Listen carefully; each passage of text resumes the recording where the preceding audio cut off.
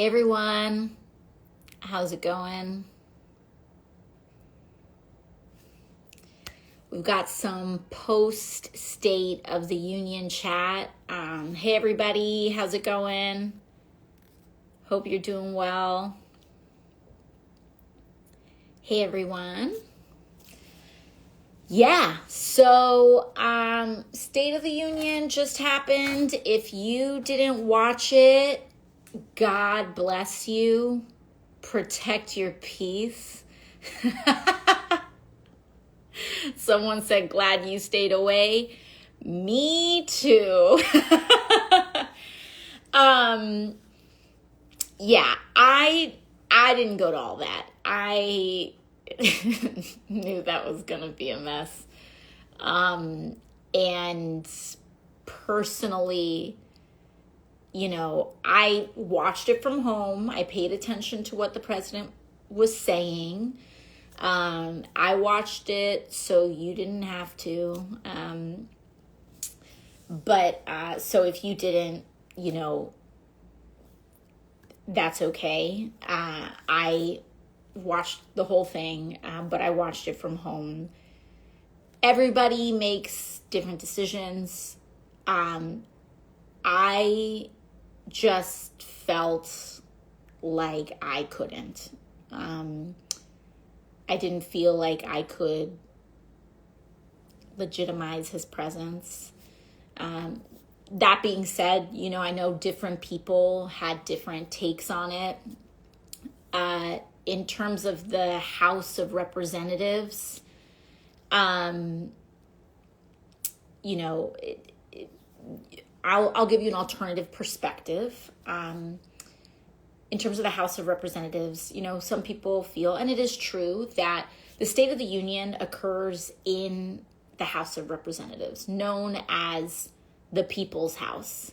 And technically, in terms of the proceedings of the State of the Union, an interesting thing about the House is that it is different from almost every other chamber in that only House members are typically allowed in the House of Representatives.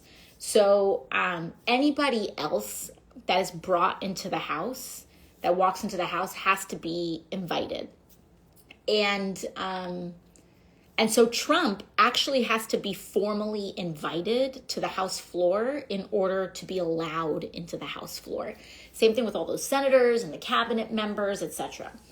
So, I think other people had a certain logic, which is that this is the people's house, and Trump showing up should not kind of force the duly elected representatives of that chamber, especially those who disagree with him, out.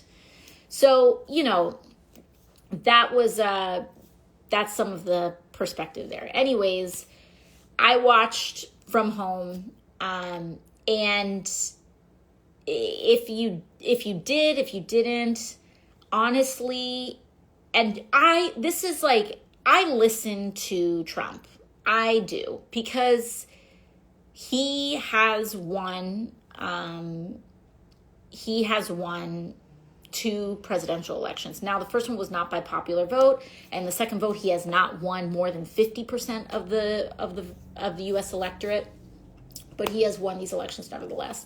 So I listen to him. I listen to what he says as an observer, and I have to tell you, I feel like even if you're like a big Trump fan, this speech was not his best. He rambled a lot. He was reading a lot of lists. He was reading a lot of wrong information on lists. And, to be honest, to me, it was giving word minimum for a school essay, and you just kind of start typing things so that you get to the word minimum. That's what it was giving, except for the fact that this was the longest State of the Union speech in American, almost this, I think it was the longest or the second longest speech or a joint address / State of the Union speech in history. I think it was like him and like a Bill Clinton speech, I think they were saying on television shortly after. And so he talked a lot, but he didn't say much. And I want to tell you why that is. Like, why get up there? And even if you disagree with it, why get up there and not give the most compelling story that you can give? Why get up there and just like read number after number after number in these cuts, which are not real, by the way? Why rattle off and make all these claims that like, about like you found all these 140-year-olds who are taking checks from Social Security, which is not real, by the way? Why do that? And I'm going to tell you why. Because just like I said in our last live, we have to remain focused, because our focus is the same thing as their focus. They keep talking about all this waste, which, by the way, like almost all these numbers that Doge has been putting out ends up being fake. They say, like, they'll come up with some initial number and Doge themselves has to revise it down. And so they get the headline saying like, oh, we got so much, but then they all end up revising it down. And so why are they doing this? Like I said before, it's all about Medicaid. It's all about what they're not saying. Don't you find it interesting that Donald Trump, if you listen to that speech, Donald Trump said a lot of things. He said a lot of random things about studies and waste and all this other stuff. He did not talk about Medicaid. Not once. And as a certain right-wing operative likes to say, MAGA's on Medicaid. And MAGA, Trump is coming for your Medicaid. MAGA, Republicans are coming for your Medicaid. And the reason they are rattling off all of these things, because listen, where there is waste, we should address it. Where there is corruption, we should address it. Where there's fraud and abuse, we should address it. But don't you think that if you found a bunch of money in the couch cushions, that you would put that to expanding Medicaid, improving schools, fixing our roads, right? But that's not what they're planning on doing. The reason they're shaking all these couch cushions and the reason that they are rattling off all these numbers is because all those numbers they are trying to add up into one of the most massive tax cuts for billionaires and the 1%, probably in modern American history. And do not forget that. Don't forget that. It's not just about what Trump is saying. It's about the big, obvious things that he is ignoring, y'all, okay? Medicaid. Don't you find it interesting that he did not mention Medicaid once? Once? The largest source of health insurance, one of the largest insurers in the United States that impacts most Americans. And by the way, 30% of Medicaid money goes to Medicare recipients too. So he's doing that for a reason, because he's scared. If he was confident about his attacks on Medicaid, he would have said something, wouldn't he? He's confident about his attacks on immigrants. He's confident about his attacks on federal workers. He's confident about all those things. Why won't he own up and Republicans own up to their attacks on Medicaid? And if you are a Donald Trump supporter and you believe him when he says we're not going to touch Medicaid, why wouldn't he say that in his speech? I mean, it's one of the most vulnerable points that Republicans have right now is this attack on Medicaid. They know it's sinking them. In fact, the NRCC, this is an organization that's like kind of in charge of electing Republicans across the country. They came in this week and they told every Republican in the House of Representatives to stop doing town halls. To stop doing town halls. Why? Because they're getting too much heat over Medicaid. And personally, I think they're trying to bully Republicans to get in line to try to line up to vote to gut Medicaid. And so they want to extract Republicans out of their communities, out of their districts, so they don't feel as connected, so they isolate them so they can be more easily manipulated and bullied into cutting Medicaid. And if Donald Trump were so proud about it, he would own it. And if it wasn't true, this is a massive political vulnerability. He could have ended tonight a lot of the speculation and a lot of the vulnerability that Republicans were experiencing right now if he went up on that podium and said, we're not going to touch Medicaid. But he didn't say that, did he? He didn't say that. Mark my words. They're coming after it. And all of that rattling off on Social Security and trying to frame Social Security as largely wasteful, this idea that there's like checks going out, tons of Social Security checks going out to dead people. No. Social Security monitors who passes away and processes who passes away. That doesn't mean they're cutting a check to people who pass away. And they are setting all of this up. They are trying to trick you. They're trying to trick your grandparents. They're trying to trick young people into thinking that it's all wasteful so that they can get away with cutting it to pieces. It's the same thing with Medicaid. Mike Johnson is going on television talking about how people who are on Medicaid are just all able-bodied 29-year-old young men who are playing video games.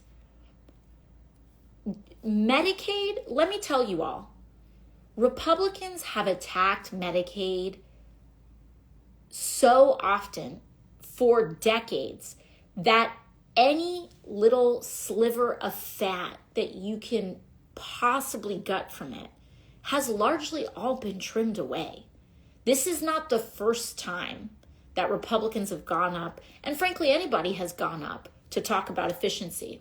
And so understand, and I'm talking directly to Republicans right now, because I know some of y'all love to be on my feeds, so welcome, and I'm happy that you're here.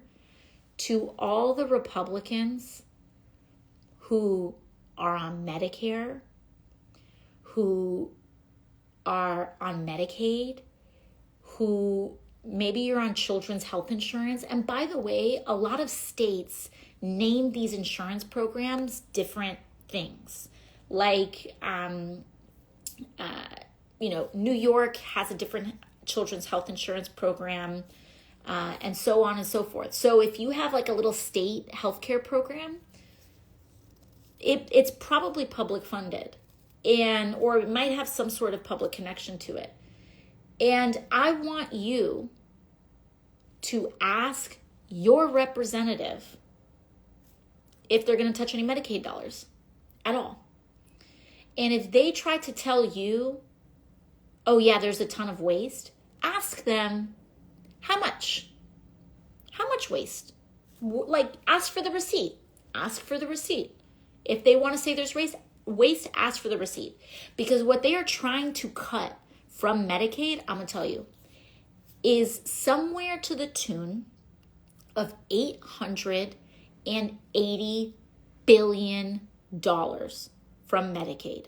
Okay? $880 billion. And I sit on the committee that Medicaid goes through. And the math ain't mathin'.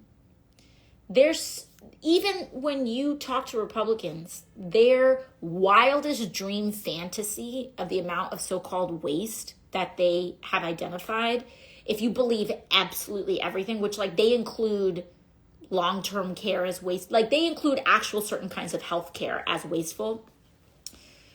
In their wildest fantasies, their number is still $50 billion. So where's the other $830 billion coming from? It's coming from grandma. It's coming from your prescriptions. It's coming from your care. It's coming from your insulin. It's coming from your kids' copay. They are setting up to rob you. And that is the moral of the story of this State of the Union tonight. He was yammering and he was blabbering and he was reading off listicles like this was the longest BuzzFeed right-wing compilation of all time. It was boring. It was unsettling, very dangerous in terms of how he is tearing apart U.S. alliances, tearing apart, at our allies, attacking our allies. It's not to undermine the seriousness of what he is doing, but it is to really communicate that he was trying to dance around their number one priority, which is to rob and gut Medicaid, Medicare, and all of our public systems, Social Security, etc., in order to pay for tax cuts for billionaires. And let me tell you something. As far as taxes go, he only actually talked about no tax on tips, no tax on Social Security benefits, and no tax on overtime. That is, I can talk about those specific things, but let me tell you something. Those tax cuts are a little tiny line in terms of the entire tax bill. It is like 90%, well, maybe not 90. It is overwhelmingly tax cuts for billionaires, corporations. It's the write-offs on the yachts. It's the write-offs on the private jets. It's the rich getting richer. This bill is the rich getting richer. And then they put, as little lipstick on a pig, these little crumbs of no tax on tips, no tax on Social Security benefits, and no tax on overtime. Let's talk about a couple of these things. In terms of no tax on tips, obviously you all know, I was a waitress for many years. I was a bartender on many years. Someone said, your sweater, guys, I made it. Thank you. It's all, my hair's covering all the holes up here, so. But in terms of no tax on tips, listen, I was a waitress. I was a bartender. I get it. And if you live off of tips, I get it. The one thing that I want people to think about is, even as a waitress, if any of you all else have gone like completely mad with every single job being a tipped job with an iPad screen now, like especially during COVID. I mean, it's even to the point where the freaking self-checkouts at the airport get tip screens. If you are tired of that, I do think it's important for us to recognize the danger of every job becoming a tipped job. And all of us then now having to pay each other's wages, not just in waitressing, not just in bartending. I'm talking about everything. And I think it's just a precipice that we all need to think about, because it's not, there's a very careful and slippery slope here that we just need to pause and consider, because then we can very easily enter a world where no one is paid, where like no one's employer is like actually paying their wages, and we're all just tipping each other and essentially GoFundMeing the entire economy. And that is the one area where I want us to be thoughtful about, okay? Thoughtful about. And because historically we think of tip jobs as waitresses, bartenders, hospitality, but we all have also been experiencing the typification of a lot more jobs outside of that. And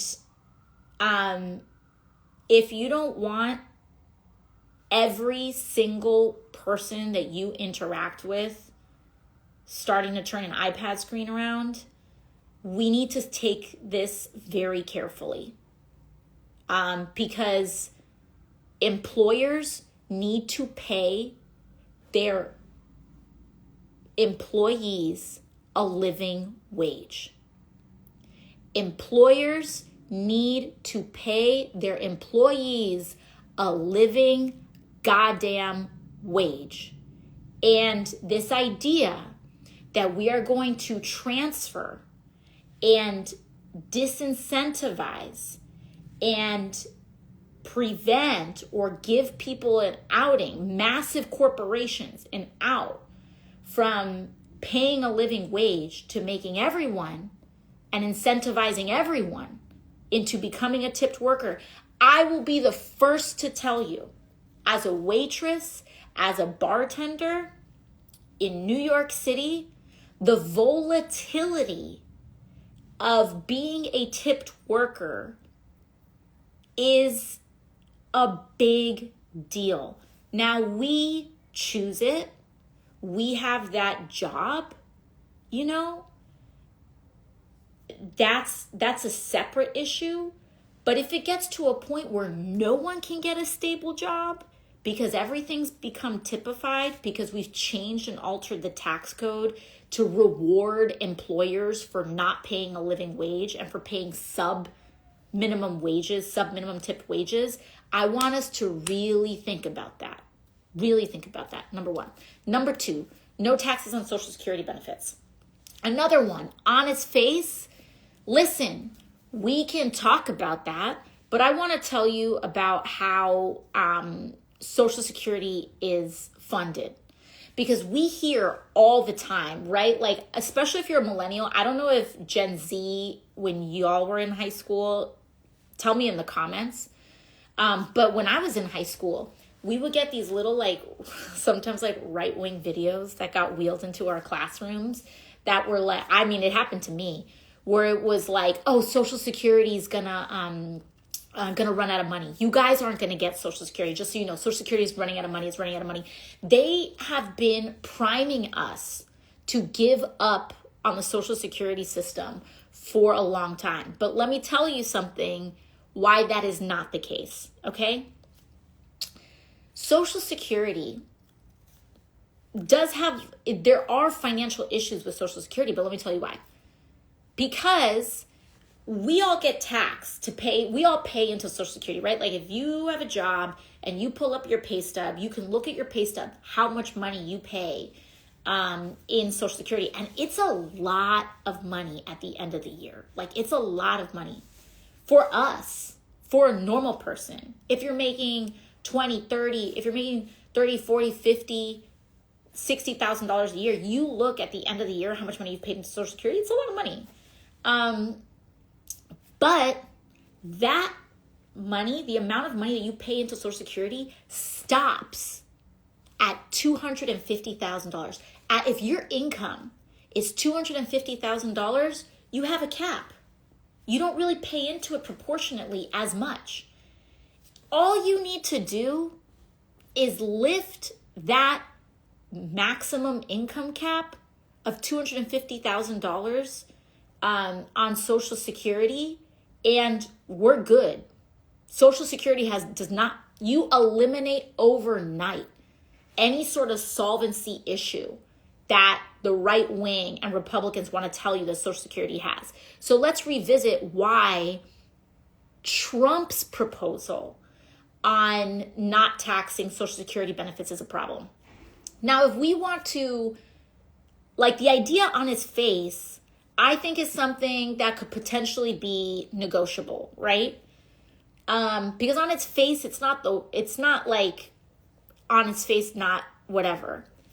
But the way that they have structured, the way that Donald Trump and the Republican Party have structured the no tax on Social Security benefits, their proposal is the following.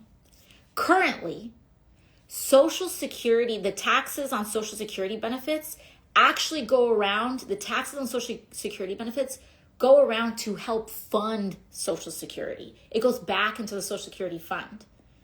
Now, when they take away the taxes on Social Security benefits, what Trump is proposing that they do is you take away the tax and then you take away the Social Security funding. So the way that the little wrapper that they've put on it is no tax on Social Security, but the fine print is that they're trying to make Social Security run out of money faster. They're trying to bankrupt Social Security by selling it as a no tax on Social Security benefits.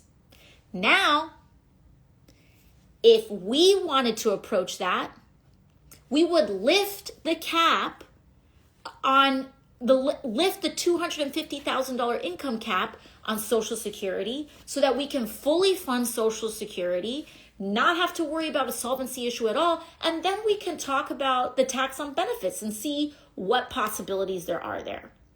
So scam, and then no tax on overtime. Okay, I hear that. Also, just so you know, there are some people and some professions on overtime that also make a lot of money. And so, is there going to be any income cap on that? Because I will tell you, Republicans want to means test Medicaid left, right, up, and down. You all know, if anybody here has ever had any experience with Medicaid, they basically floss everything about your life for you to be able to get the tiniest amount of help on your health care. So if we're going to give a huge amount of money for no tax on overtime, are they going to plan on doing the same thing? Or is there going to be any sort of income cap on it? Or can you make an unlimited amount of income and still get the tax benefits? What if you make $250,000 a year? Do you still think that those folks shouldn't pay taxes? Shouldn't contribute? What about people who make most of their, it's not to say that these things are flat out up or down. It's to say those are the only 3 proposals that really have any relevance to working people. And I'm just saying, think about it a little bit more. Just think about it just a little bit under the surface.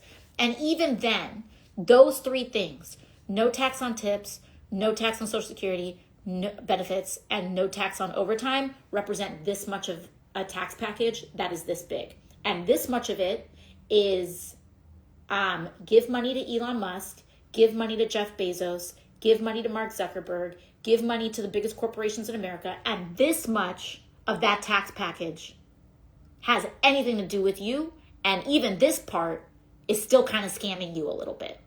So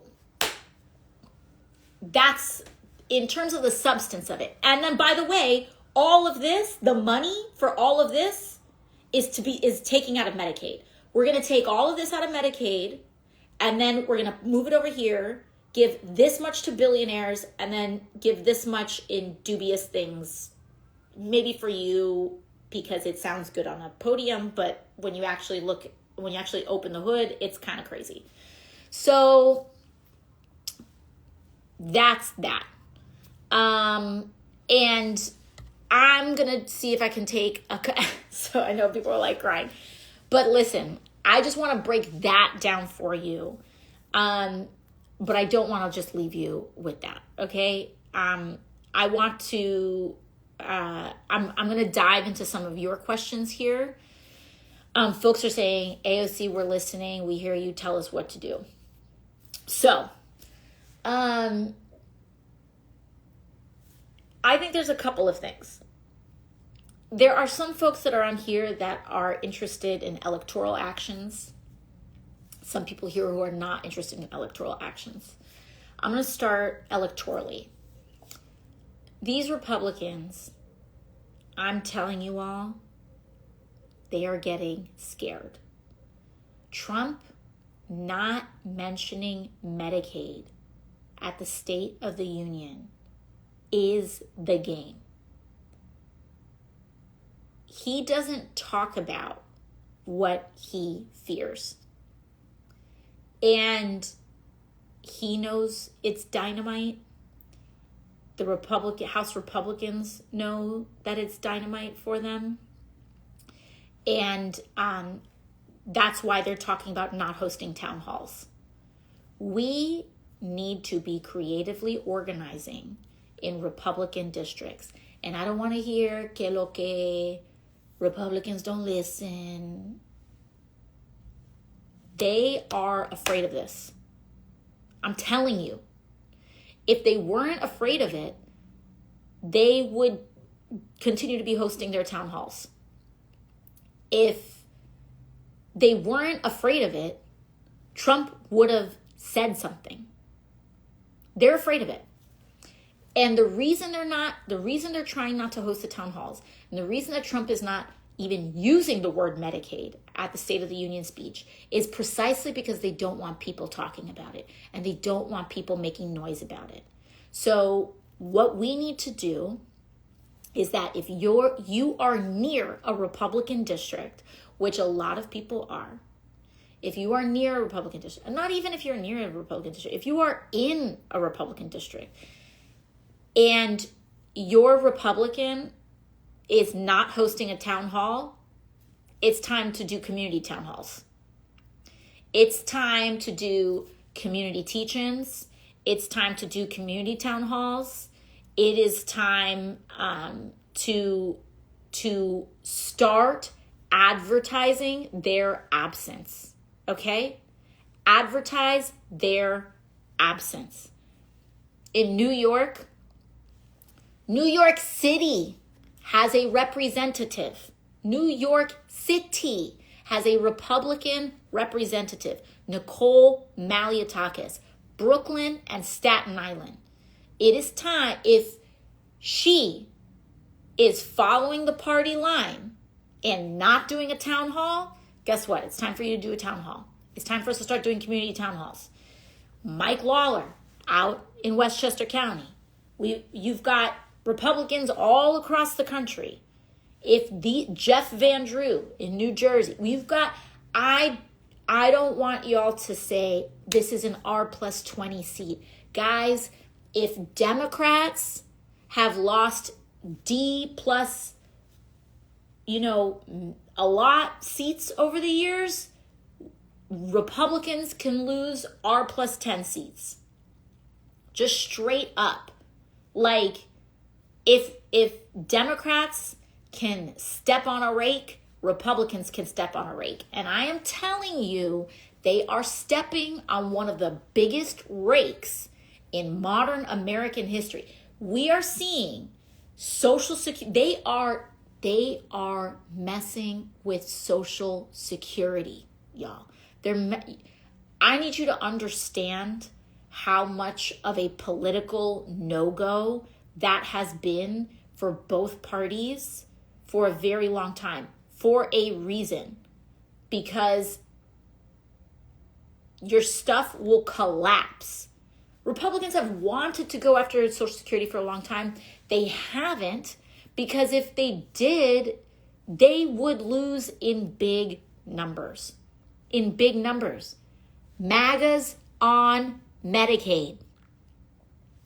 And you're on Medicaid.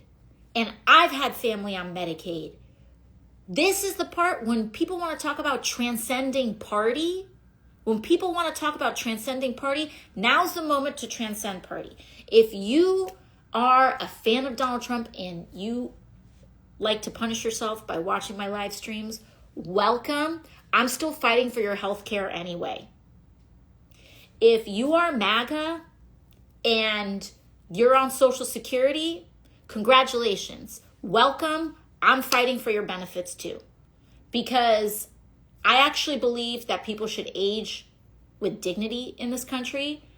I believe that people should have access to health care. They want to talk about work requirements. They want to say, oh, all these people with benefits, Medicaid especially. I want to take all your preconceptions just like about any other program to the side for a second. Medicaid specifically. They want to talk about adding more work requirements to Medicaid. The amount of people who like fall under this, like percentage wise, it is almost no one. It is almost no one. What does happen when you implement paperwork requirements? Sorry guys, I didn't weave in my ends here. If you're a knitter, I need to do that next. But I was really excited about finishing the sweater, so I put it on. What was I saying? So if you are, what was I talking about? I was talking about Social Security. Guys, help me out in the chat. Work requirements.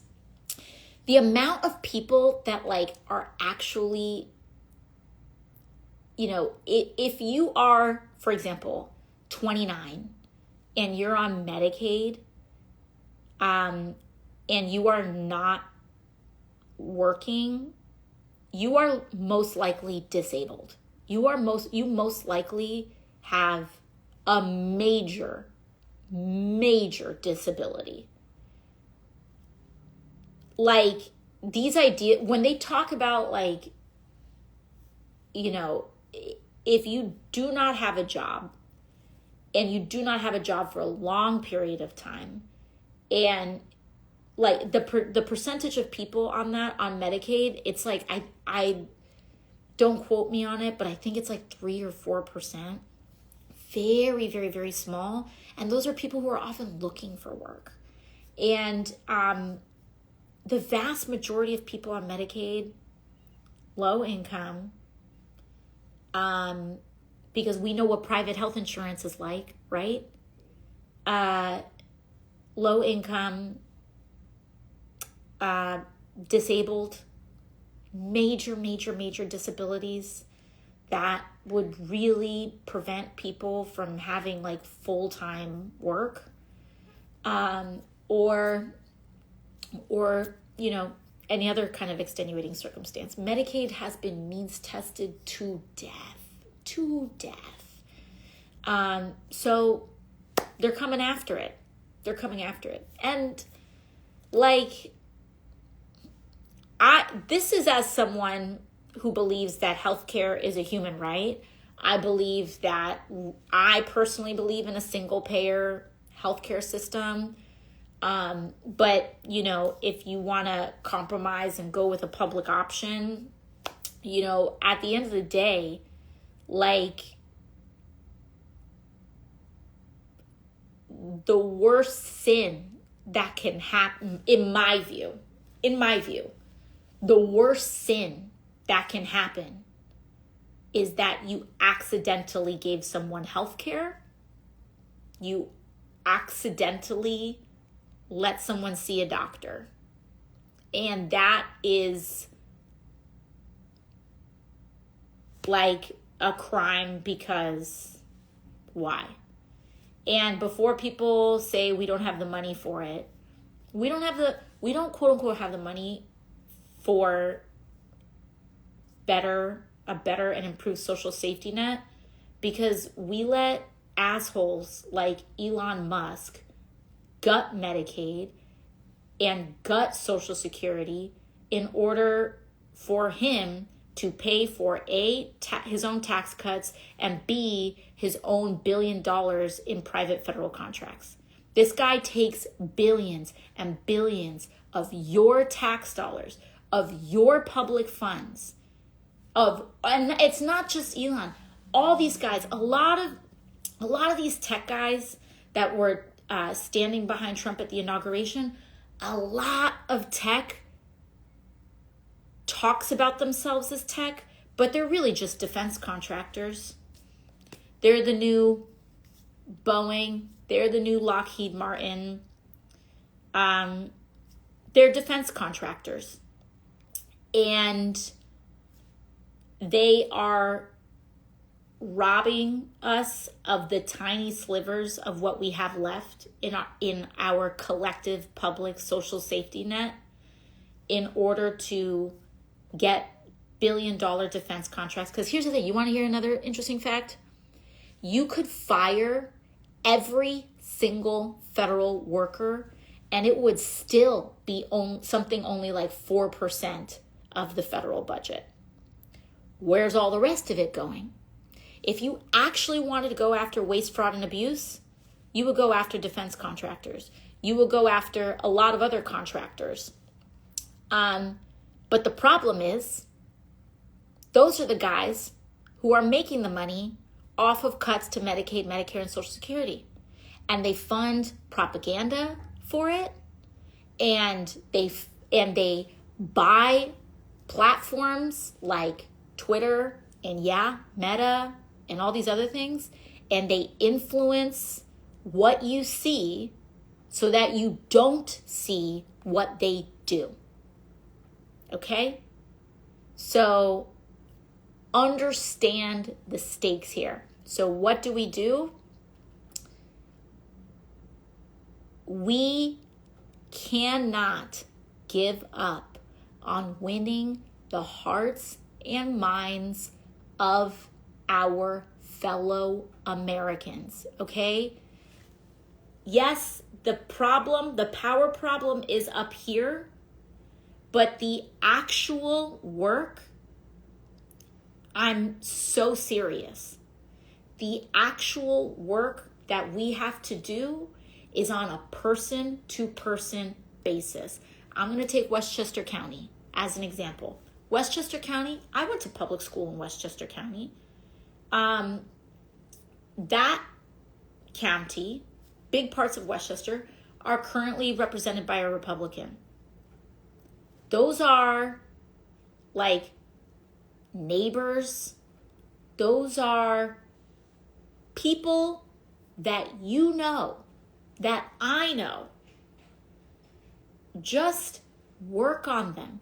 And I'm not saying you have to fight with people. I am saying that the work of persuasion is actually the work of community. And you're not going to persuade anybody. You are not going to debate anybody into your side, into convincing you of your side. You are going to embrace people and connect people and create community with people to win them over. This is a work, because I've got to tell you, because a lot of people say, like, where's the Democratic Party? This is failure of the Democratic Party. And listen,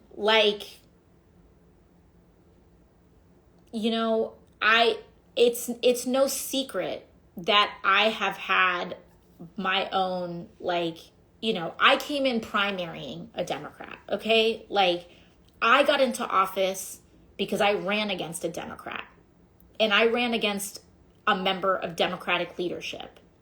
And he had millions and millions of dollars. And I was just a waitress. And we won.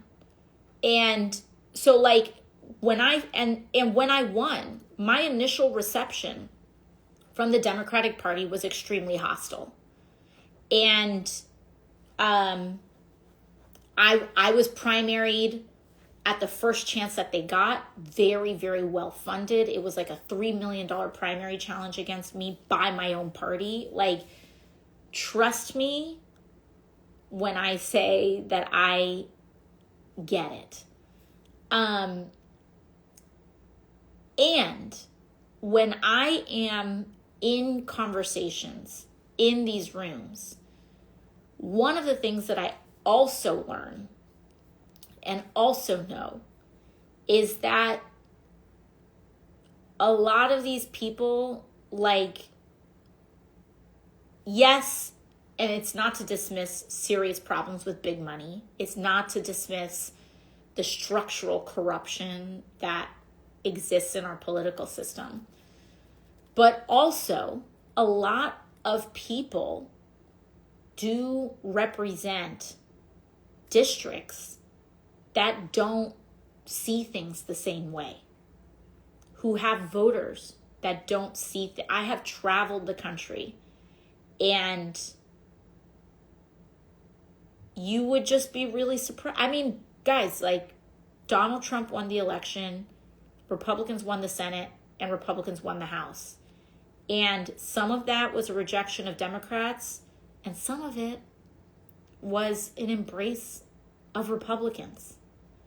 And we can do things, I think, to shape and address the rejection of the Democratic Party, which in many ways, depending on the thing, I find to be eminently understandable.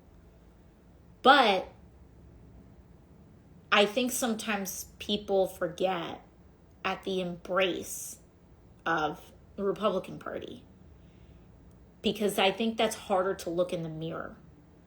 But we have to, if we're going to win this thing. We have to do it. We just do. And that is actually, like, that is lateral work. That is the work of community. It's the stuff that we don't want to do, right? No one wants to be, like, there are plenty of folks, and some people are legitimately not safe. Like, I'm not going to sit here and tell the trans community to endanger themselves or anything like that. But, like, you know, there are people out there, like, if you actually have ever canvassed before and knock on doors, you know that, like, most people do not have neat worldviews that fit in one category or another. It's a hodgepodge of things. And they'll have some from one and some from the other.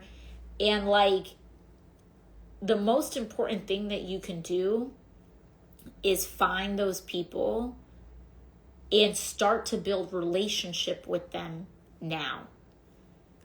Because a lot of people don't change how they vote based on a debate. A lot of people may not change how they vote because they see a video from me. Maybe some do. But most people, like, a lot of people will change how they vote based on someone they care about. Sometimes I know a lot of people have had a lot of painful experiences where that's not the case. But if you slowly, you know, it's like when people start seeing actions happen around them, when they start, you know, first it's like, oh, there's a town hall down the street. They're not going to go, but they're going to notice that it's happening. People start getting the message eventually. And that heartbeat starts now. It can, and this to me is where I think one area where the Democratic Party has historically been quite weak is we can't show up for election season. Like, we need to be beating hearts. We need to be, and I don't mean that like emotionally. I mean, like, for me, you know, I won my election. And because I ran on a message of, and I ran against, the whole reason I ran is because I felt like our local representation was taking us for granted. And he wasn't accountable, and that, you know, there wasn't accountability to us. That's why I ran. And so because I won the way that I did, because I ran against the Democratic Party establishment, because I wasn't supposed to win, because they still tried to kick me out. Like, I never took that for granted. And I do year-round organizing. And I'm not the only one. There are plenty of good members that I think sometimes don't get the attention that they deserve. And do really good work. But, you know, it's not just the party, it's like all of us. And it's about who we can change. It's about who we can change. And that's hard, right? How many of us have had a family member or like someone that you care about that you've lost to this kind of like Trump dark web?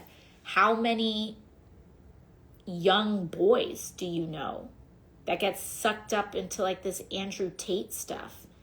I feel genuinely I don't even feel defensive about it or angry about it.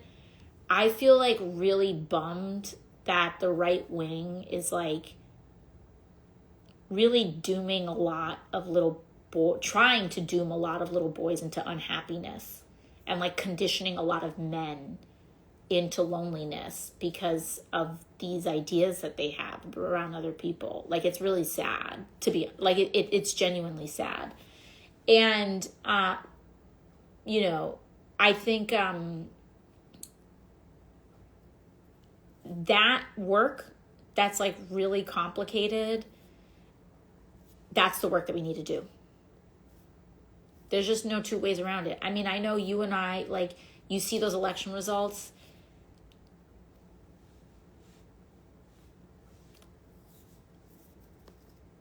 You know, like, Trump has substantial support, and we have to do a lot of work. Yes, targeting it up at people in power, but if we can do the lateral work and showing up laterally, it's not just, it is about applying pressure to elected officials. And it is also about transforming each other. And let me tell you, they do it to us. Don't they? Don't they? You know? Gen Z had a decent amount of Gen Z. I mean, listen, Gen Z didn't vote for Trump. Let's be very clear. But there were numbers there. Gen X was like the most Trumpy voting generation. They voted, I believe they voted for Trump more than even baby boomers did. You know, but here's the thing. If they swung it, so can we. And we really need to do that work because it is foundational.